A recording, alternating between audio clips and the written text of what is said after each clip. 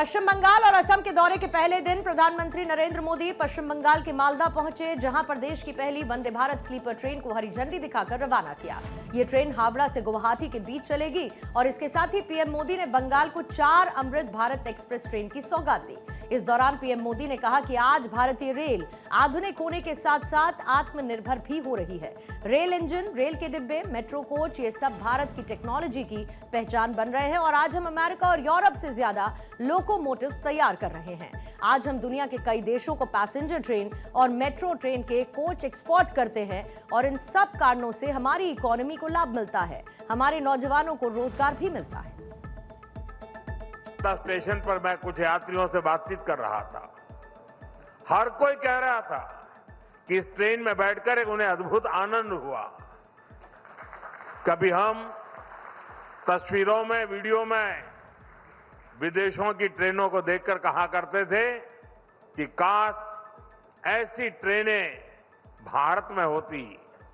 आज हम उसी सपने को हकीकत में बदलते हुए देख रहे हैं और मैं देख रहा हूं पिछले दिनों विदेशी लोग भारत की मेट्रो की, भारत की ट्रेनों के वीडियो बनाकर दुनिया को बताते हैं कि भारत में रेलवे में किस प्रकार से क्रांति आ रही है।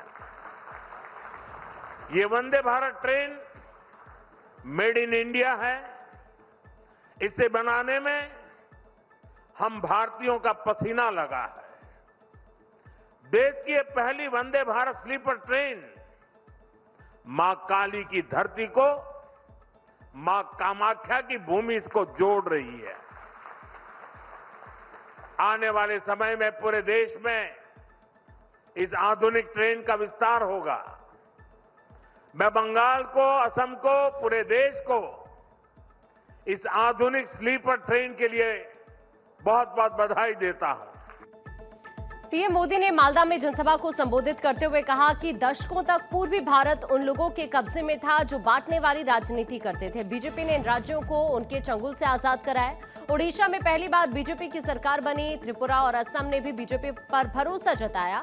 अब पश्चिम बंगाल में भी बदलाव नजर आ रहा है, यानी पहले जहां कभी बीजेपी के लिए चुनाव जीतना असंभव माना जाता था, वहां भी आज बीजेपी को अभूतपूर्व समर्थन मिल रहा है। ये दिखाता है कि देश का वोटर, देश की जेनजी बीजेपी के विकास मॉडल पर कितना ज्यादा भरोसा करते हैं।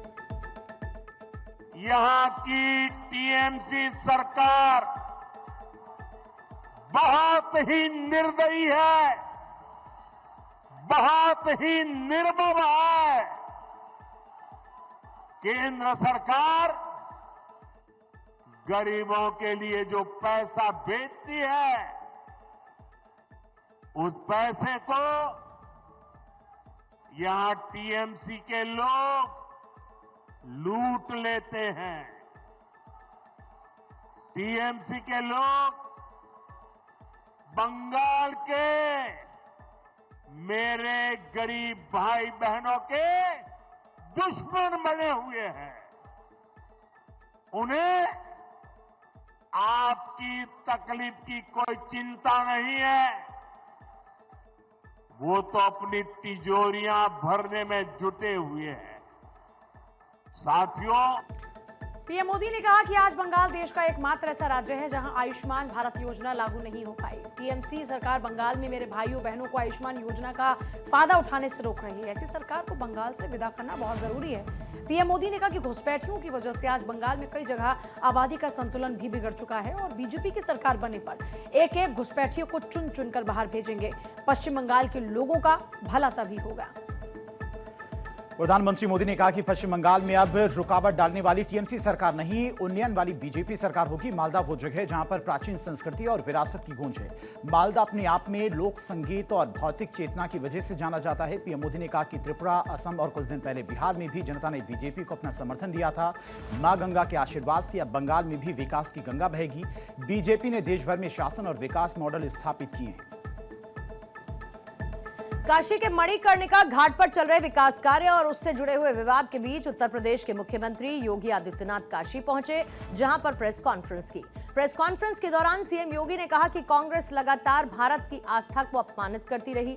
मठ मंदिर के विवादित मुद्दे उठाकर सनातनी जनता को गुमराह करने का काम हो रहा है। काशी में माता अहिल्याबाई के सम्मान को ठेस पहुंचाई जा रही है और सीएम योगी ने कहा कि कांग्रेस ने कभी भी विरासत का सम्मान नहीं किया। स्थापित की है।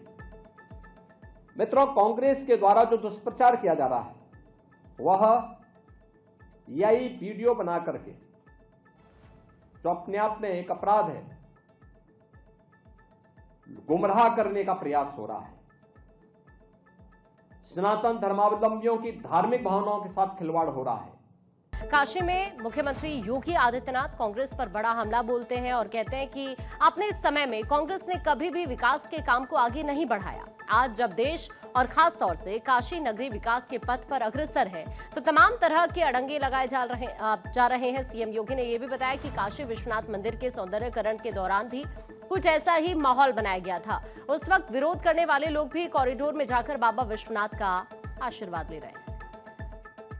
काशी की गलियां, काशी के अंदर 2014 के पहले किस प्रकार की स्थितियां थीं, ये किसी से छुपा हुआ नहीं है।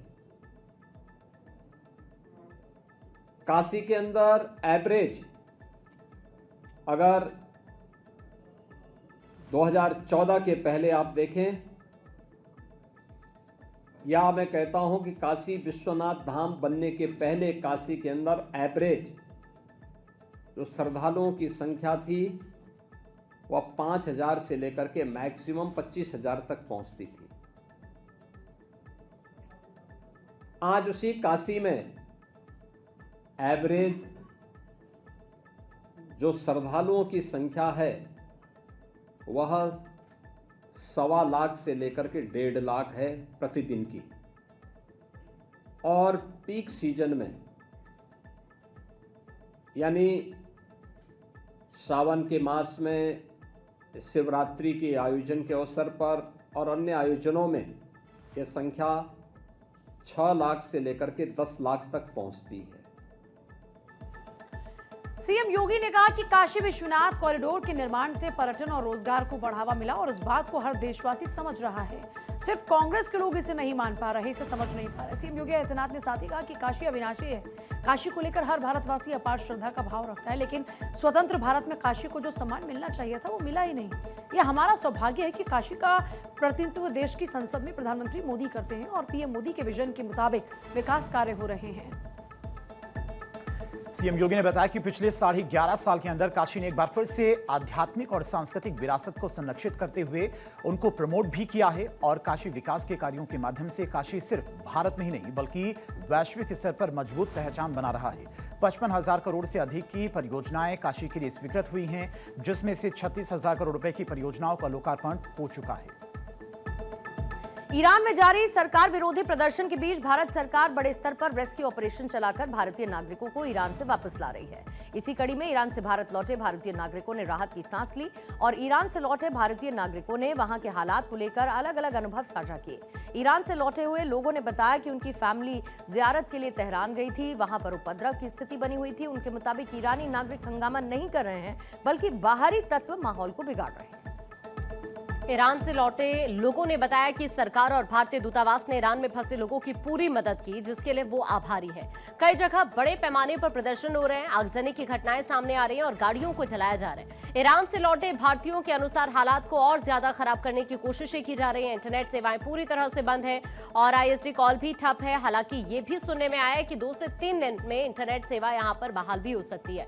लोगों ने बताया कि उन्होंने पहले से ही वापसी की फ्लाइट बुक कराई थी और भारतीय दूतावास के ये लोग संपर्क में भी थे।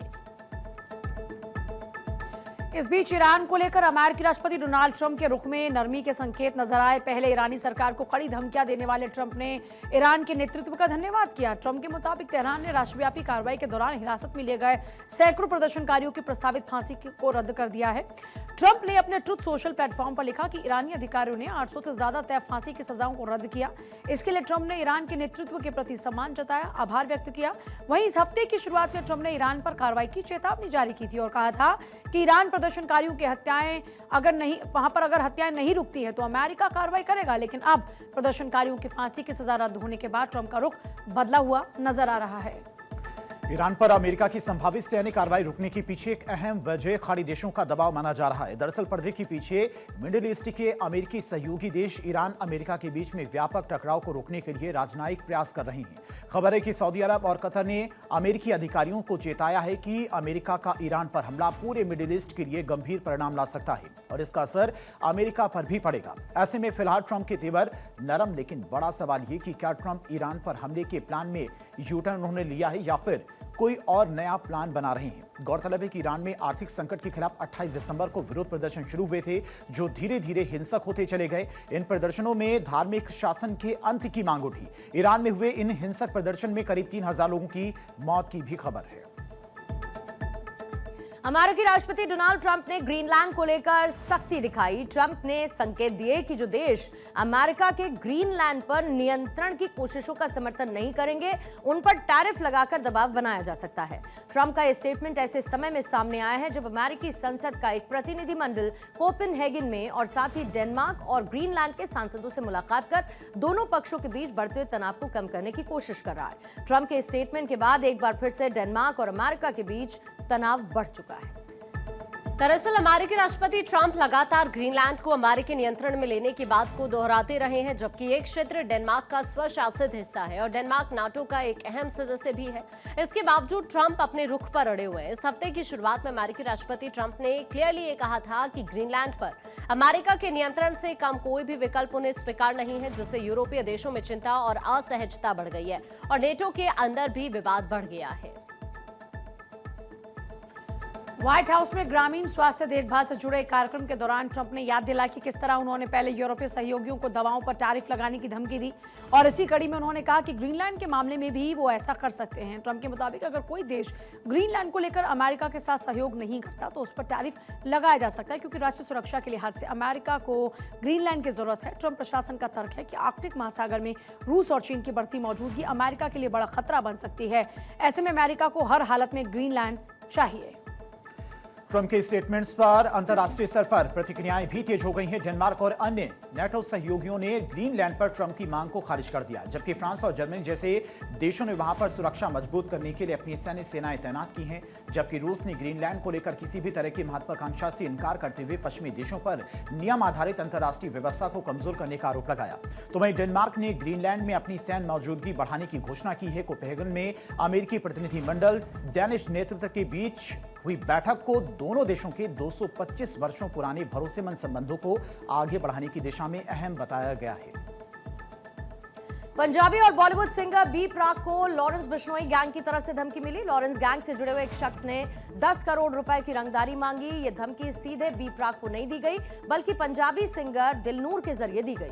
दिलनूर को 5 जनवरी को विदेशी नंबर से 2 बार कॉल आए, लेकिन उन्होंने कॉल रिसीव नहीं की। इसके बाद 6 जनवरी को दोपहर को फिर से एक बार विदेशी नंबर से दिलनूर को कॉल आया, जिसे रिसीव करने के बाद कॉलर की बातचीत संदिग्ध लगने पर दिलनूर ने कॉल को डिस्कनेक्ट कर दिया।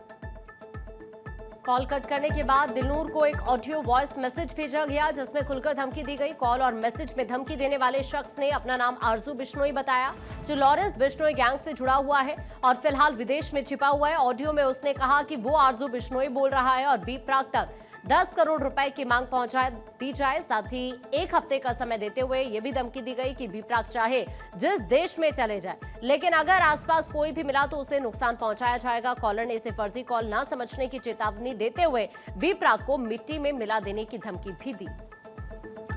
धमकी भरा मैसेज मिलने के बाद दिल्लू ने 6 जनवरी को ही मोहाली के एसएसपी को लिखित शिकायत दी, जिसके आधार पर पुलिस ने जांच शुरू की और मामले की गंभीरता को देखते हुए सुरक्षा एजेंसीज कॉल और ऑडियो रिकॉर्डिंग की तकनीकी जांच में जुटी हैं। कॉलर की लोकेशन नेटवर्क से जुड़ी जानकारी को खंगाल रही है। इस घटना के बाद बी प्राक की सुरक्षा को लेकर भी सतर्कता और बढ़ा दी गई और पुलिस इस पूरे मामले की हर एंगल से जांच पड़ताल में जुटी है। इससे पहले भी लॉरेंस बिश्नोई गैंग पर नए साल की शुरुआत में दिल्ली समेत कई इलाकों में धमकी और फायरिंग की घटनाओं से दहशत फैलाने के आरोप लग चुके हैं, जिनमें दिल्ली पुलिस ने बदमाशों को मुठभेड़ के बाद गिरफ्तार भी किया था और अब लॉरेंस गैंग ने बी प्राक को धमकी देकर सनसनी फैला दी है। बी प्राक बॉलीवुड और म्यूजिक इंडस्ट्री का बड़ा नाम है। उनका असली नाम प्रतीक बच्चन है और वो अपनी भावनात्मक और दिल को छूने वाली आवाज के लिए जाने जाते हैं। उन्होंने करियर की शुरुआत म्यूजिक प्रोड्यूसर के तौर पर की थी और मन भरिया गाने से बतौर सिंगर बड़ी पहचान बनाई। केसरी, गुड न्यूज और शेरशाह जैसी फिल्मों में उनके गानों ने खास लोकप्रियता हासिल की थी।